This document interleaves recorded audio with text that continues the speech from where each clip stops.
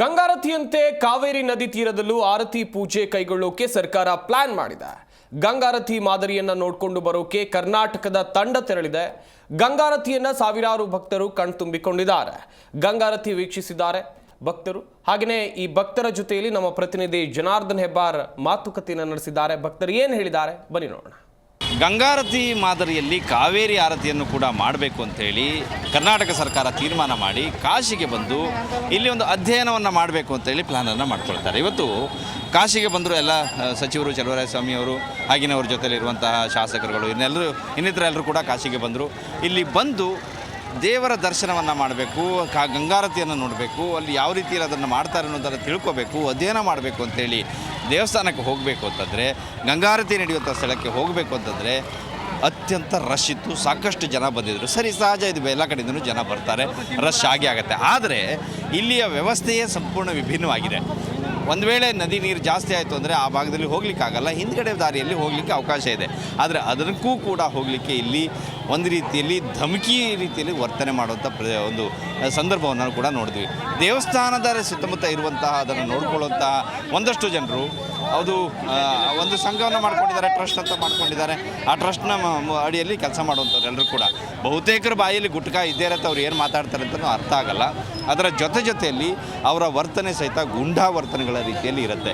ಬಂದವರು ಯಾರಿರಲಿ, ವಯಸ್ಸಾದವರು ಅಥವಾ ಇನ್ಯಾರೋ ಏನಿದ್ರೂ ಸಹಿತ ಅದು ಯಾವುದಕ್ಕೂ ಕೂಡ ಇವರು ತಲೆ ಕೆಡಿಸ್ಕೊಳ್ದೇನೆ ನೇರವಾಗಿ ನೂಕಾಟ, ತಳ್ಳಾಟ ಮಾಡುವಂಥದ್ದು, ಇಂತಹ ಸನ್ನಿವೇಶವನ್ನು ನಾವು ನೋಡ್ತಾನೆ ಇದ್ದೀವಿ. ಭಾಳಷ್ಟು ಕಡೆಯಿಂದ ಬಂದಾಗ ಎಲ್ಲ ಕಡೆಗೂ ಇದೇ ರೀತಿ ನಡೀತಾ ಇದೆ. ಇಲ್ಲಿ ದಂಧೆ ಆಗಿದೆ. ಯಾರು ಬಂದರೂ ವಯಸ್ಸಾದವರು ಏನು ಬಂದರೂ ಕೂಡ ಅವ್ರಿಗೆ ಒಳಗಡೆ ಬಿಡುವಂಥದ್ದು, ಉಚಿತವಾಗಿ ಬಿಡುವಂಥ ವ್ಯವಸ್ಥೆ ಮಾಡಿಕೊಡೋಕ್ಕಿಂತ ಹೆಚ್ಚಾಗಿ ಹಣ ಕೊಟ್ಟರೆ ಮಾತ್ರ ಅವರನ್ನು ಬಿಡುವಂತಹ ಪ್ರಯತ್ನ, ಒಂದು ಕೆಲಸಗಳು ಇಲ್ಲಿ ಆಗ್ತಾ ಇರುವಂಥದ್ದು ಸನ್ನಿವೇಶವನ್ನು ನೋಡಿದ್ದೀವಿ.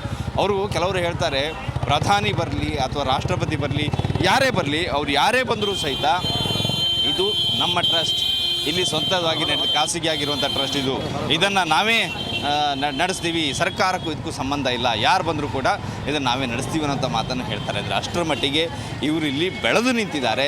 ಭಕ್ತರು ಬಂದರೆ ಅವರ ಭಾವನೆಗೆ ಬೆಲೆ ಕೊಡುವಂತಹ ಸೌಜನ್ಯ ಕೂಡ ಇವರಲ್ಲಿಲ್ಲ.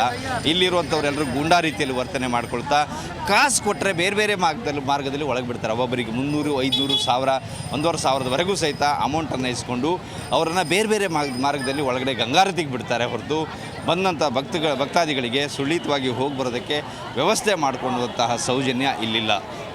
ಸಾಧ್ಯವಾದರೆ ಇಲ್ಲಿನ ಸರ್ಕಾರ, ರಾಜ್ಯ ಸರ್ಕಾರ ಮತ್ತು ಕೇಂದ್ರ ಸರ್ಕಾರ ಸಾಕಷ್ಟು ಪ್ರಚಾರವನ್ನೇನೋ ನೀಡುತ್ತೆ ಈ ಪ್ರದೇಶದ ಬಗ್ಗೆ. ಆದರೆ ಅಟ್ಲೀಸ್ಟ್ ಇಲ್ಲಿ ವ್ಯವಸ್ಥೆ ಬಗ್ಗೆನೂ ಗಮನ ಹರಿಸಲಿ, ಇಲ್ಲಿಯ ದುಂಡಾವರ್ತನೆ ಬಗ್ಗೆ ಗಮನ ಹರಿಸಿ ಇದನ್ನು ಸರಿಪಡಿಸಬೇಕಾದಂಥ ಅನಿವಾರ್ಯತೆ ಇದೆ.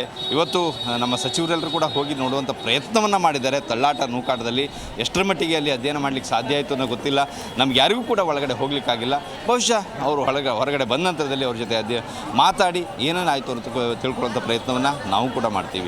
ಕ್ಯಾಮ್ರಾ ಪರ್ಸನ್ ನಾಗಪ್ಪ ಜೊತೆ ಜನಾರ್ದನ ಬಾರ್, Zee Kannada news, Varanasi. Zee Kannada news ಈಗ ನಿಮ್ಮ ಮನೆಯಲ್ಲೇ ನೋಡಿ. ಎಲ್ಲ ಕೇಬಲ್ಗಳಲ್ಲಿ ಈಗ ಲಭ್ಯ.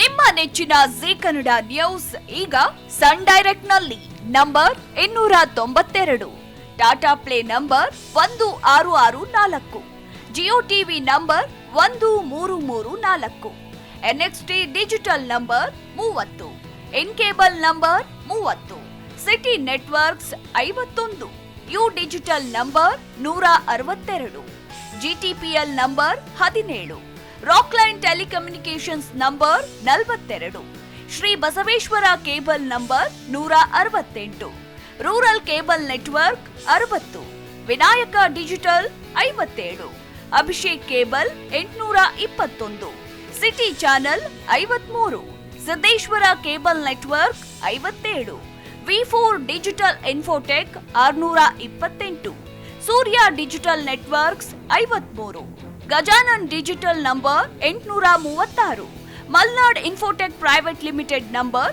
56, Metrocast number 830, Victory Digital number 167ರಲ್ಲಿ ನೋಡಿ ಆನಂದಿಸಿ.